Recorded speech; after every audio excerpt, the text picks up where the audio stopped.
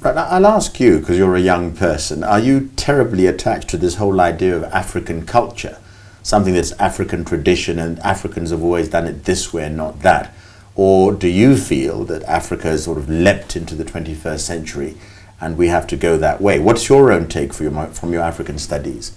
In African studies, we believe... You personally? Yeah, I believe as Africans, we have to use our own culture, our own ways to solve our own problems. Right. Because if we apply, let's for example, the Western ways into Africa, they won't fit, because it's only as Africa who really understand. We are the wearer of the shoes. We know where the problem is. We know the best solution for it. Yeah, but I would say, because I'm drawing you because you're fascinating me. Here you are, yes. You're a group of very able young Africans, and you've created your own network. Yes. How are your ideas going to get to your mum and to me? How do you see that happening? Do you discuss that in the classroom? So how do you disseminate? How do you spread the gospel of African solutions for African problems? We have different ways. One of the ways is we have the curriculum of entrepreneurship and leadership, like I said. So it mainly focuses on teaching us, the African generation, to see opportunities in every challenge. Like in Africa, I believe we are really blessed because we have so many problems. That means we have so many opportunities. If you see... Okay, but I'm being unkind because I'm saying you're coming up with these very sort of noble sentiments. We must do this, we must get together. I'm asking, in this school, how do you get to learn these things on a practical basis? Do you wake up every day and make your own breakfast so that you'll be self-reliant? What do you do? We do that in our entrepreneurship and leadership class. We have what we call the Build Lab. Build, B for believe, understand, invent, listen, and deliver. So at African Leadership Academy, as we have first years and second years. So all of us at a certain point of the year, we travel around South Africa to see the underprivileged children, like the children in crashes in South Africa. So when we go there, it's a week program. The first day we go, you walk around and you try to observe and understand the problems these kids are facing. And then you understand, and after that you're supposed to come up with a solution as students.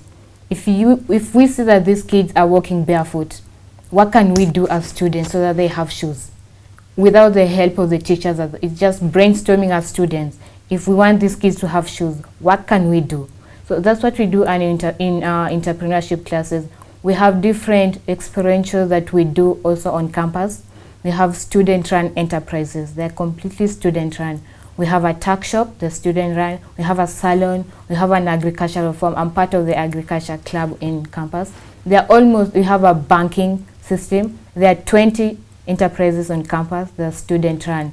And being in that position as a CEO at the age of 16 gives you that responsibility, and it challenges you to mature at that stage and take responsibility for your actions. Now, I'm very interested in this idea of brainstorming. Yeah. Can you elaborate? What is it to brainstorm? To me, do you sort of allow the other person to speak, or every idea counts after? How brainstorming is what? What we do is brainstorming is being open-minded, thinking big, thinking crazy. Just give an idea. If you think we can sell maize, then we get money to buy for the kids' shoes. That's an idea. At brainstorming stage, we don't ignore any idea, however unrealistic it might be. We just give ideas. After that, we move to the next stage of now going through all these ideas, thinking which one really makes sense in this community, which one applies to these kids, and we choose the best 3 that we think can be implemented. After the 3, again, we look at the possibilities of us as students implementing them, and we choose the one that we think is easy for us to do and will apply to the kids. Another query. Here you are, you're all leaders. Everybody sees themselves in a leadership position. Yes. As in any society, who is going to be the leader of leaders? Or are you taught that because you're taking everybody's ideas on board, that everybody is a leader? I find that strange, that everybody is going to end up. Who makes the final decision? Or do you take turns? It's my turn today to make the call because we brainstormed and there are 20 ideas on the table. So we believe we are all leaders. Both ideas make sense. But we have a facilitator. We choose a facilitator, and if today is me, tomorrow it will be you. And as a facilitator, you have the power to facilitate, and then you have the final say. If you say, I think this idea is good, it will work, let's go with this idea. Us as other leaders, we have to respect your opinion, because you are also a leader. So we have facilitators, different people who facilitate the brainstorming forums that we have. Somebody as young as you are, I'm still interested in what your views are on this whole question of Africa's problems. You, unlike many students perhaps, are aware of them. Which comes first? Which one do you, in your year, see as Africa's most pressing problem? Is it corruption? Is it poverty? Is it education?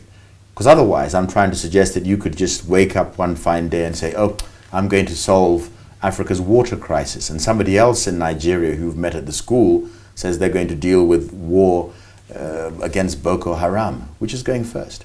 For me, I believe the root cause of African problems is actually leadership, the poor leadership that we have. It doesn't make sense if I give my community even 10 million Kenya shillings to end poverty, but who am I giving to? If the person I'm giving to has no leadership potential, doesn't know the leadership qualities to have, they will mismanage the money. So I believe all these problems we have in Africa is because we don't have good leadership to support the continent and even invent the problems. Sorry, but that seems to be an innate sort of criticism of the people. We need to be led because we ourselves are bad, and we're waiting for somebody like Laetitia to come and sort us out. That's an insult to us all, don't you think? No, it's not an insult. That's what African Leadership Academy is trying to do. The school discovered that in Africa, the main problem we have is leadership. And if we want to deal with the problem, you start with the roots. So how do we solve poverty and hunger in future? We start at the root by developing leaders who have leadership qualities, who know Africa, who love Africa, who are ready to die for Africa, so that when they get in positions of power, they put Africa first before their own interests. Right, okay, so we'll then have to end this conversation by going back to you, the individual. Yeah. What are you going to do next? What's the future plan? After African Leadership Academy, I'll be going to college in US, and I would love to study agricultural sciences because I'm really passionate about agriculture, and I want to empower and develop Africa through agriculture, because to me agriculture is the economic backbone of Africa, and 80% of Africans rely on agriculture. But the poverty and hunger we face is because we don't produce even enough. We have the land, we have the labor, but what's the problem? Like Africa, we have the most land, we are the youngest continent on the continent, youngest continent in the world. 65% of Africa's population is us young people. So if we were to change Africa, then it's us, because we're more than the half. So after I come back from college, back in my community, I want to start by my community. And my causes in life is to promote women empowerment and education of the underprivileged children, because I believe education is a good foundation for a kid in future. So I want to set up in Butere, in the slum, it's called Sophia Slum. I want to set up Sophia Orphanage, Sophia Children's Home for the poor kids, so that they have somewhere to call home. And also to renovate Sophia Township Primary School that I just started in Sophia Slum. It's a non-formal school right now. And the interesting thing is I just began that school this year, but it has 340 students already. And unfortunately, 170 of those kids have Jigga, they're Jigga infected.